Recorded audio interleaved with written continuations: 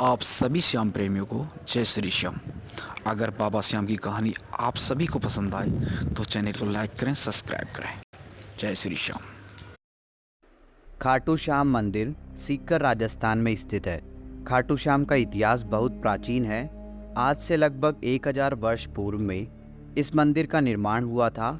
सीकर जिला मुख्यालय से 43 किलोमीटर दूर खाटू नामक गांव में बाबा खाटू श्याम का प्राचीन मंदिर है।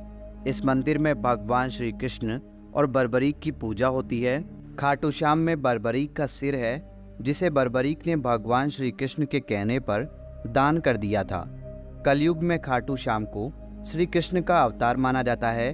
खाटू श्याम को हारे का सहारा कहा जाता है, क्योंकि जिसकी मनोकामना कहीं पूरी नहीं होती उसको श्याम बाबा पूरी करते हैं। इस वीडियो में हम आपको खाटू श्याम का इतिहास, कहानी, कथा और खाटू श्याम मंदिर कहाँ स्थित है इसकी पूरी जानकारी देंगे। खाटू श्याम का इतिहास महाभारत काल से है। ये पांडुपुत्र भीम के पौत्र थे, जिनसे खुश होकर भगवान श्री कृष्ण ने इनको कलयुग में अपने नाम से पूजनीय होने का आशीर्वाद दिया था। खाटू श्याम जी का नाम बचपन में बर्बरीक था। घर परिवार, माता पिता और गुरुजन सभी इनको बर्बरीक नाम से ही जानते थे। भगवान श्री कृष्ण ने इनको अपने घुंघरालू बालों की वजह से श्याम नाम दिया था। खाटू श्याम जी को श्याम बाबा, दीनों का नाथ, कलयुग का अवतार, शीश का दानी, खाटू वाला श्याम, हारे का सहारा, लकदातार, नील घोड़े का असवार, खाटू नरेश आदि नामों से भी जाना जाता है। खाटू श्याम को मोरवी नंदन भी कहा जाता है।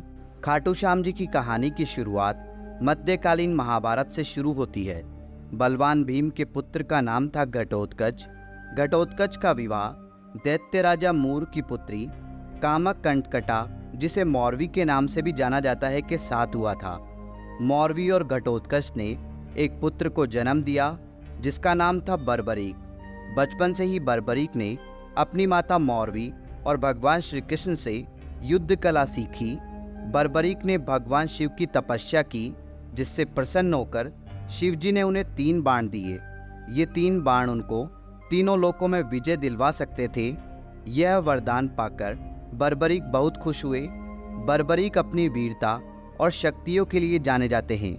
महाभारत काल में जब कौरव और पांडवों के बीच युद्ध शुरू होने वाला था, तब बर्बरीक अपनी माता के पास गए और युद्ध देखने की स्वीकृति मांगी। इस पर उनकी माता ने उनसे पूछा कि तुम किसकी तरफ से युद्ध लड़ोगे।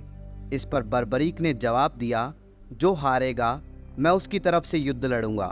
माता से आज्ञा मिलने के बाद बर्बरीक महाभारत का युद्ध देखने के लिए निकल पड़े। भगवान श्री कृष्ण यह सब देख रहे थे।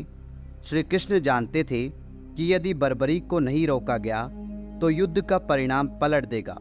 रास्ते में जाते हुए बर्बरीक को श्री कृष्ण ने ब्राह्मण का रूप धारण करके रोका और पूछा, हे बालक, तुम अकेले यह 3 बाण लेकर कहाँ जा रहे हो। तब बर्बरीक ने जवाब दिया कि मैं महाभारत का युद्ध देखने जा रहा हूँ और इस युद्ध में जो हारेगा मैं उसका साथ दूंगा। उपहास पूर्वक श्री कृष्ण ने कहा, सिर्फ 3 बाण के सहारे युद्ध लड़ने जा रहे हो, इनसे तो 3 सैनिक भी नहीं मरेंगे।